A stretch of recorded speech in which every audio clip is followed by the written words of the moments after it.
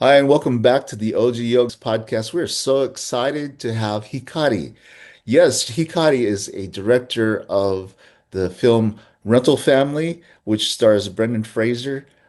She's also directed a number of shorts, including Siyako and also the full-length film 37 Seconds. We had a really lovely time talking to Hikari. She talks about her upbringing in Osaka and also the many decades she has spent in the United States. And we talk about her global view of everything and also her very, sometimes very minute view of things, the perspective of one person, such as an actor, or from the perspective of someone who's disabled with cerebral palsy. So please join us on this podcast. And we are very honored to have Hikari, the director, here to join us this morning.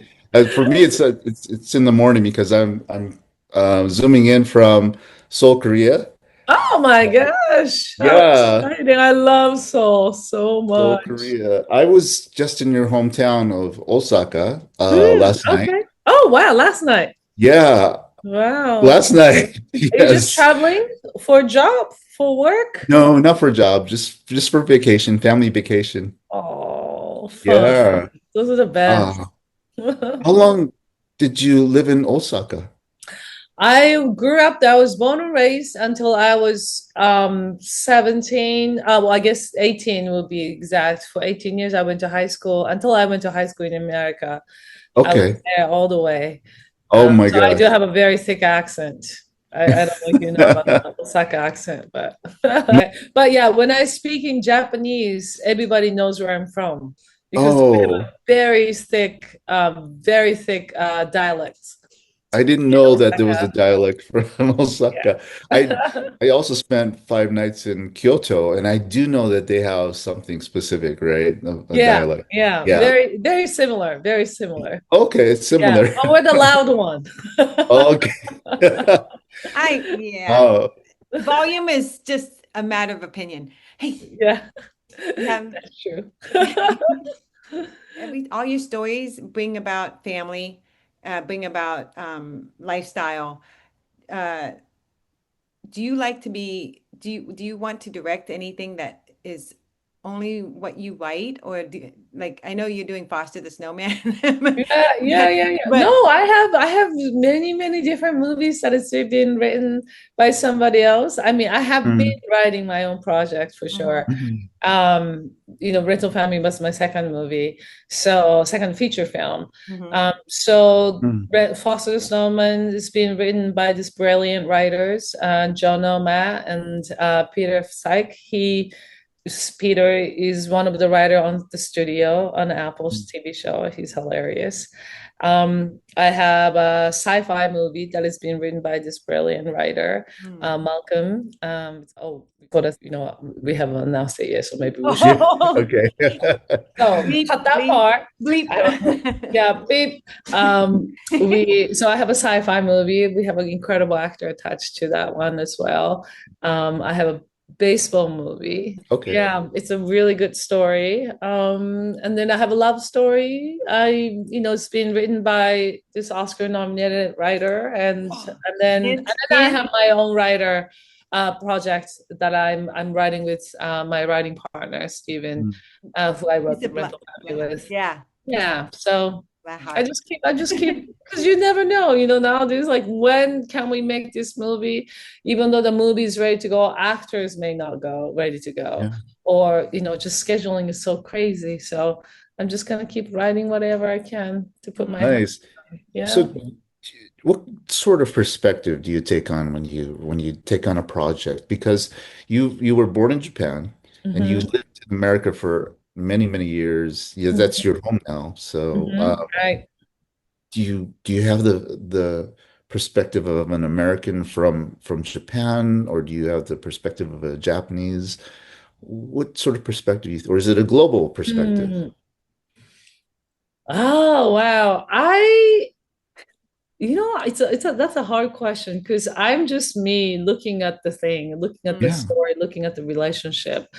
So if I were to, I guess my in my life, I got to experience quite a bit as an artist in both, working in the retail store. I mean, I've done a lot of jobs in my life Sure. Yeah. before I I became a could too. filmmaker. Yeah. Yeah, before I became a filmmaker. So my perspective changes. My perspective always come from what the character is thinking, what the character is feeling. Even though rewrote this, mid-aged white man living in Yeah. Tokyo.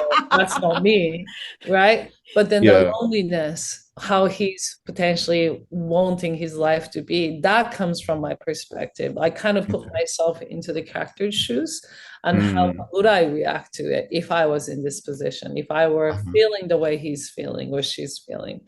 So I'm kind of, yeah, my perspective constantly changes as I write it. So I never kind of go in to, well, this is Japan, so this is what it's supposed to, or how he should be doing this. Like, I don't really go with that. Like, Yeah. how would I react to Mhm. the situation I'm You in? were, you were also an actor for a number of years, Mm. and so you must have had an agent. You were probably sent out to a number of auditions.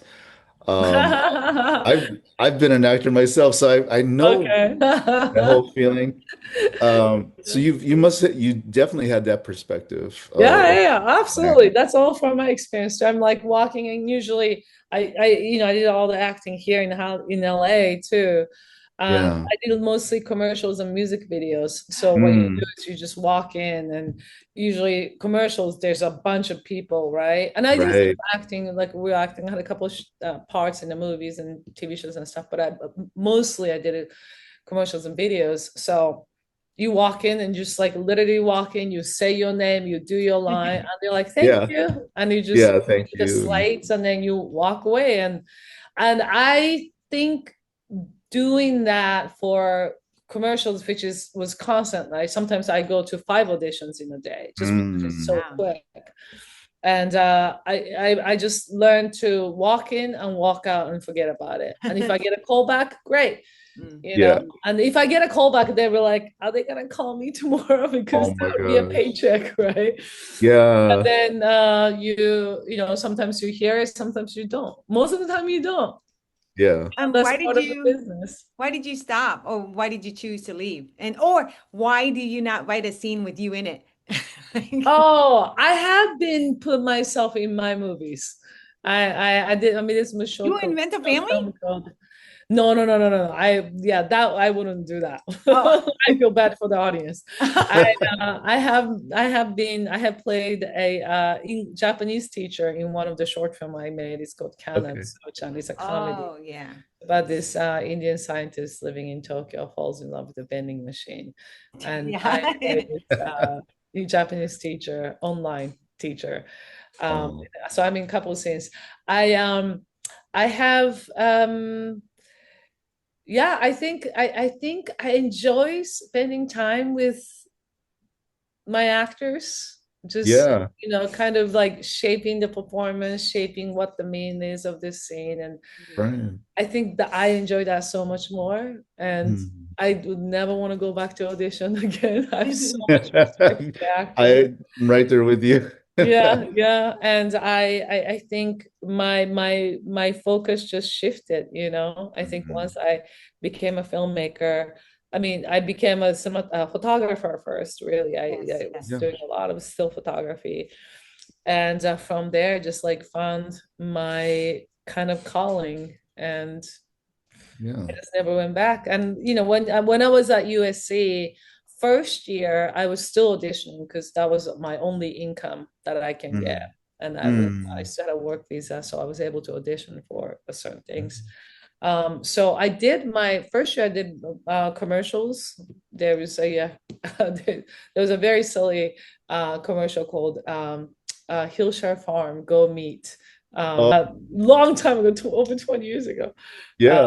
I did the campaign like Hillshire Farm Go Meet. Amazing. So I did one of those commercials. So we just have to And then, look for it and yeah, you can probably find it on YouTube. oh wow. Yeah. For real, do entree salads are a meal because they're meaty. What? They're meaty. Woo! Woo! commercial. I did the print ad for it. I did a couple prints, but then it came down to, if you are going to audition, you have to be available, right? My agents will call you and you have to be available next day. Yeah. And I cannot skip out from school, or I cannot skip out from shooting, so Yeah. that's why the first year got really hard, and I said, Mm. okay, I'm gonna take a break from it, and I just never went back. Wow. You literally moved from Japan to Utah, and then you became an actor, went to USC, and you got representation. Like, it takes people 20 years just to get what you got representation. Oh, girl, it took me a long time too. People think like, oh, you got it so quickly. No, it wasn't never that quickly. It's like, And then- you forget. I have to say, I got lucky after I moved to LA. I did submit to like 100 different agencies, like my headshots and resume, including my current agency, W.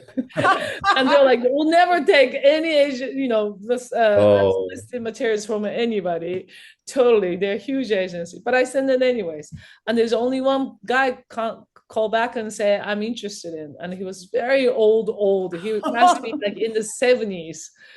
And he had this like a giant binocular, really looking at my my resume, and he's like, okay. And I was like, wow, he can't really read. He can't really see.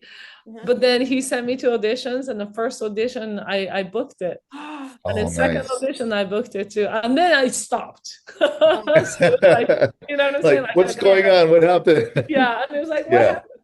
But he was that was the first. And then after being with him for a year, I had to get a visa, but I didn't have a visa. So I went back to acting school to stay in America. And then I started taking still photographs. So it was always stop and go, right? And then, so it's just, it's just part of being an artist. Yes. I love that. You proved that you didn't quit. You proved that you didn't quit. Exactly. Yeah, I just kept going. Yeah, I don't know if it's a good thing or not. It's good for us, the audience. They get to see your stories. You can feel my pain.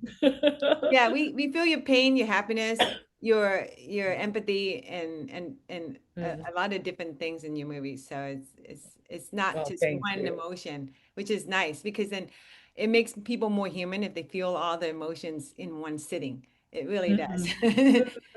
Right. Thank you. Sommer, do you have anything else? I'm all done with my questions. So I have something.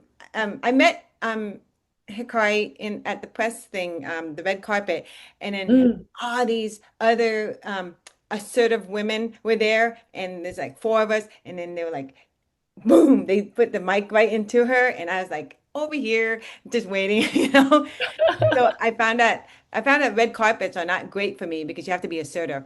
But yes. With Beef, when you directed Beef, you did the first episode of Beef. So you literally helped jettison with Mr. Lee Sung Jin. How did he find you and to do that? Well, it was more like it was collective experience. We are represented by same agent. And then also so faithful. And then also we were also represented by same management company at the time. Nice. So it kind of like all happened. And I, when my agent, TV agent Ryan Drazen said, hey, are you a fan of Stephen Yun and Ali Wong? And I was like, what the fuck? What do you mean am I fan? Yeah, of course. Like, I love them. Like, I breathe. Like, when I love them. And they're like, well, there's opportunity. You want to do this? I'm like, oh my God. Yep. Yeah, I'm ready to do anything. I will do anything. And that's how it happened, really. Was it stressful to do the first episode, because that starts the whole season? That's like the birth of the we shot the whole episode 1 all the way till 9. We shot it cross-boarding, which means usually in television you do block shoot, right? Traditionally, and then we still do now. You just shoot the pilot and you set the tone, and then you do 2, 3 as a block, and then 4, 5 as a block, right? 6, and then you kind of trade the scenes. That for that show, we cross-ported everything from episode 1 to episode 9. Wow. So when we shot all the exterior scene of Ali Wong's character's house, which shot on day 1 and day 2. That includes when he arrives the house for the first time, knocking on the door, try to get in the house, And you know, peeing. all that stuff, right? Running out, getting in the car, running away. Hilarious. And the very first day that we shot, the first shot was on from episode 5, Stephen Yeun's character Danny and Ali Wong's wife Joe's character, a husband, they're on the bicycle. Yeah, George. Yeah, that was also shot on the same day. We shot it into God, that's a lot. garage and all that stuff. But everything else was, you know, inside of the house was shot 2 months later. Because the house was built on set. Oh my gosh. On the stage. So he's knocking on the door. I got that shot. And then I shot inside of the scene. Ali Wong's like answering the phone with the gun. Oh, yeah. 2 months later. Yeah, that was 2 months later. You had to write from the perspective of someone with cerebral palsy or someone with a handicap, which was just, I mean, we'll get more into that in a second, but that was just amazing to watch this person who probably has never done another role before. Is that correct? Yeah, she, you know, I think the only one thing that she performed in front of anybody was, she said it when she was in 5th grade, she read a poem in front of class, and that was the first and last time she performed. And you know, she came, I set up an open call audition for any women with disability or, you know, physical challenges. And because I wanted to be open mind, you know, casting. And I did write a script about a girl with the, you know, who was in a wheelchair, but whoever wants to come, just please come, because I could, you know, I could be wrong. I could write something completely different. From the experience of meeting and watching the actor people audition, right? But yeah, she was the last person who showed up to audition. Oh my And God. she almost didn't make it because she was late, and she was so worried that she's gonna have us wait. And I was like, take your time, just come whenever you can. And she was, you know, she showed up in the middle of the winter in a taxi. Oh my gosh. Yeah, and she, you know, she's in a wheelchair, but she was like sweating so much, and she was like, I took a cab and took a little bit, you know, time to get off the car, and he wasn't used to blah blah blah. It was like, no, throughout their life, because they're constantly sitting, right, and they're laying down. And so you had a scene of all about her rashes, right? How did you gain the perspective of someone in a wheelchair? The writing process was quite a long time for that one, because I did a lot of research, interviewing people. I spent about 2 years, a year and a half to 2 years doing that. I learned about the comic book artist, you know, the adult comic artist. There's a lot of female in the business, and that's one of the major business, right? Like market. And so I thought it was interesting. And from watching that little short documentary, I just kind of like went in a pigeonhole. Okay, so how I started interviewing those women, and then find out that there's a percentage of people who never had sex before, still virgin, and they still can do this adult comic. And I thought that was interesting. So I started interviewing those people. Along the way, I met Kuma-chan, the gentleman who was also cerebral palsy. She's in a wheelchair. He's in a wheelchair, who shows up in a couple of times in the scenes. And so from him, he asked me to come shoot this documentary and be the interpreter. And he came to America.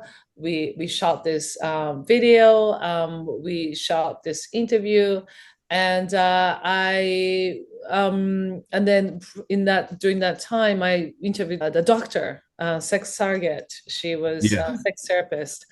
doctor. She was a somebody who was the model for Helen Hunt's The Sessions, and from there I learned about women with the disability, or people who are paralyzed can still have orgasm, right? Even though you don't feel anything. And then from there, I find out that this, I started, there was just like just a snowballing, and women can give a birth, like a natural birth.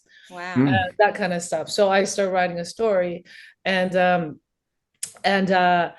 for me, the reason I wanted to make this movie was the awareness, right? First, no matter what we look like, how we are, how we exist in a society, we're only people. We're only human. We're women. We have the same heart as much as you do.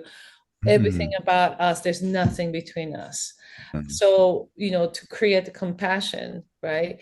It was important for me to introduce everybody. And I think that's kind of what I like to do in my work, that kind of give a sense of who we are as a human, like who the characters are and what they're going through, so that when people meet those people in real life, they have a little bit of a better understanding, and perhaps reach their hands and say, I can help you with anything you need, just because now they understand what they have to go through, right? So yeah, those are the things that I think. Sorry, I couldn't talk so much about it. No, it's okay. Suyako. Yeah. Suyako, you did that too. Thank you for letting me see that. And Larry said, yeah, thank you. The fact that it's for your grandmother, and it even made it more special. But you opened your family life to the audience, to what it's like, and it was so beautiful. I can't believe that was your first. Suyako won 50 awards. I know. Got really lucky. and I love it. I'm saying one more thing. When the husband came back, like, I mean, if people didn't see it by now, okay, but if the husband came back and you made him more three-dimensional, because at first I thought, oh man, he's a coward, blah blah blah, but it was anyways, go on. Thank you. How was that? That movie is special. I still like watching. Sometimes I haven't seen it for a long time. I mean, I always make it and I just don't watch it. Like I haven't seen 37 seconds for like over 5 years. Okay. Yeah, same thing. It's all in my brain and embedded in me. But every time when I hear the music, I'm just, especially Tsuyako, because that was my first short film. And your mom supported it. Oh my God, her mom supported her. Like, Asian parents supporting you in art never happened. Never happened. I got really lucky. I brought her my mom's credit card. It's like, I have a really fast way to get a points for you or mileage. Let just me put 40 grand in this card and see what happens with it. Oh my gosh. Yeah, that was cute. I saw your mother in the behind the scenes. Go ahead, Larry. I'm sorry. So no. I mean, first of all, going on the festival circuit must be really must take a lot of energy from you. How do you gear up for something like that every time you release a film? Well, the first time when I traveled around the world with Tsuyako was, for me, it was the most eye-opening experience. I started with Cannes, started in Cannes. It wasn't in a competition. It was just at this market, but I just wanted to see what the world market looked like. Right. So I got to see that. We screened in the theater. And then really incredibly, like all the festival invited me over. So everywhere I went, we will come home with some kind of awards or audience awards or grand jury, etc. But they really put us under the wing, and we got to see the world of Mexico. Guanajuato International Film Festival is one of my favorite festivals in the world. And just as we were going through, not only that experience was incredible, and I will get to you the experience, what your answer to your question, but it's really is you get to really experience what the audience is feeling, right? So what I learned in that moment was that anywhere I went, either Italy or Spain or, or Taiwan, wherever that is, Korea, or Ireland, right? Or Mexico. Everybody cried at the same times, every same places. Everybody laughed at the same place. Everybody kind of had this reaction at the exactly same place. And then at the end of the screening, there's a lot of people were really moved by it. And then, obviously we shared it with a lot of LGBTQ community. And then I remember one time when we screened in Trino, Italy, tiny, big Italy. LGBT film festival. But, Trino is a smaller town compared to other cities. Yeah. There's a gentleman came up to me and he said, I am 55 years old and my mom does not know that I'm gay. But I'm going to go home and I'm going to come out because I need to. And your movie inspired me to do so. Movie inspired that. Yeah, and then when that happened, and it was a couple months after I started screening, going around the festival circuit too, I just find out, like, I just felt this is what I'm supposed to do. I need to make a movies that I could potentially change people's perspective in life or change in a positive way so that they can be free.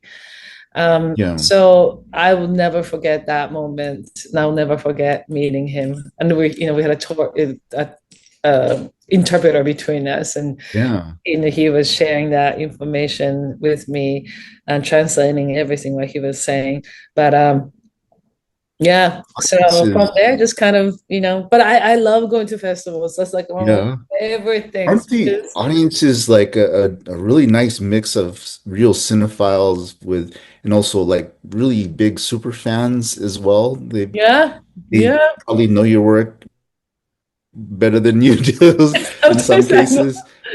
They surprise me all the time. I want to congratulate you on your entire body of work. Thank Rental you. Family was amazing. I have to mention that I was watching Rental Family with my wife and my daughter. My daughter's 13 years old, Oh, wow. and my wife is Korean, and we loved your film. So we have, two different generations. Actually, I'm a little older than my wife.